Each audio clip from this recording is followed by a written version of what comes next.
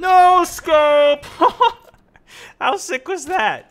That was the best no scope that I've ever seen, because literally no scope at all. I couldn't even hip fired that. It was just a weird glitch when I had spawned in. But anyways, what's going on, guys? My name's SoMouse64. Today we're talking about the upcoming patch, hopefully with fixes for things like that. We got a previous release from Thad, the lead multiplayer designer for Battlefield Hardline, that I talked about a couple days ago, maybe a week or so, about some of the weapon changes, and that there was some more additions to that post that I'm going to be talking about here today. If you guys want to hear all the original stuff and analysis that I did talking about comparing all the differences between gun changes, you can check out the previous video, link down below. But there was a lot more added to that list, so I wanted to talk about that in addition here today. All of the top bullet points here are bug fixes, and I'm not going to go through all of them. You guys can read through it if you'd like. I'll, of course, have this link down below, but it was really mainly related to a couple game mode crashes, especially with Rescue. Xbox 360 players were having some issues with that.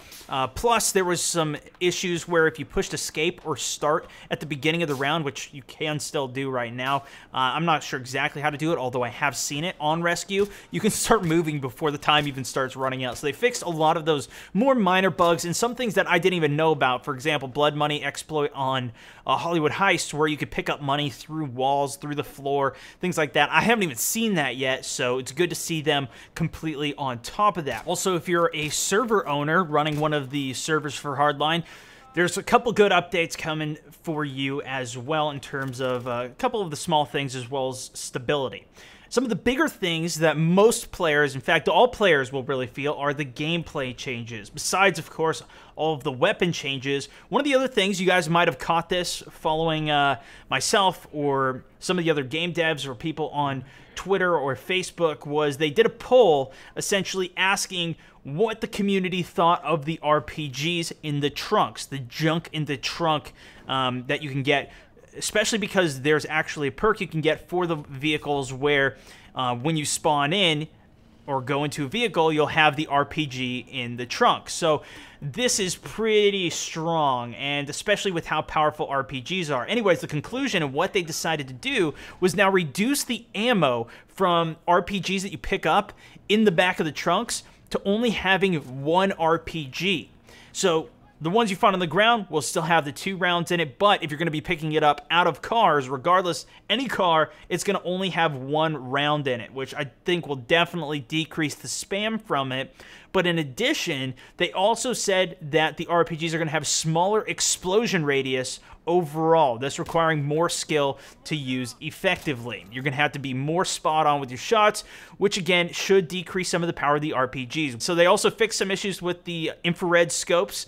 I hadn't noticed too much with that. I've been using it a bit on some of the darker maps. No more details on that. They also are increasing the Conquest Tickets. So previously, normal Conquest, if you're just playing on one of the Hardline servers that are created by Battlefield, by EA, these only have 600 ticket Conquest servers. So those go very quickly, and that's what they've been noticing. So they've increased it to now 999. That's almost double where it was previously at, and should give, especially the guys on console, much longer games. If you guys are playing on PC, that's mainly where I've been playing, and I'm thinking about picking it up on the Xbox One. Let me know what you guys think in the comments down below, if I should get it, if you guys have been enjoying it there. But on there, I believe right now they don't even have rental servers where people can rent servers, customize it, and things like that. I'm not even sure if it's on consoles yet, but it definitely is on PC, and there's been ticket servers that are at 2,500, so it's a lot larger or longer games. You can find those, but if you're playing like a Conquest game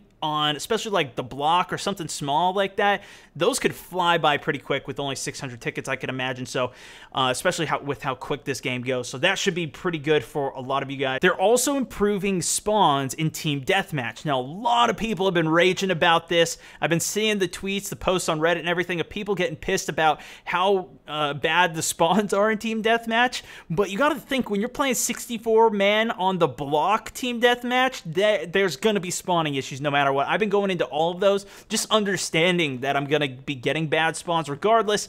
They listen to all the feedback, and they're working on improving it. Essentially, what they're doing to start, at least, is they've decreased the TDM friend zone spawn. So generally, you'll spawn close to where your friends are, where your allies are. Hopefully, that's not in hotspots.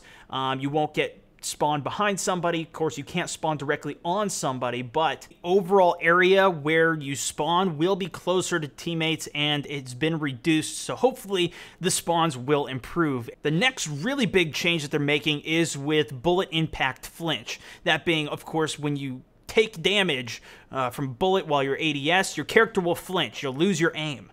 Well, this is actually happening. You guys may or may have not noticed this if the bullet hits the environment near you. So say you're up against a rock, the bullet hits the rock next to you, your character is still flinching or reacting, and I mean, to some degree that makes sense, but they've greatly decreased the amount of flinch that actually happens from that. So your guys become more of a badass. Those bullets that are flying by their head should decrease the amount of flinch that you feel from that, should be able to stay on target more and make a little bit more sense while you're playing the game, which should be a really fun inclusion and change to the game. I'm interested to see how that actually plays out. And then the final thing that's new from that previous video I talked about was they decreased the health of the couch and they increased the repair time that it takes to actually bring the thing back up. It's just supposed to be a one-off side little Easter egg type thing. It's not supposed to be something that you can really take advantage of or use to your benefit. Of course, it is the fastest vehicle in the game,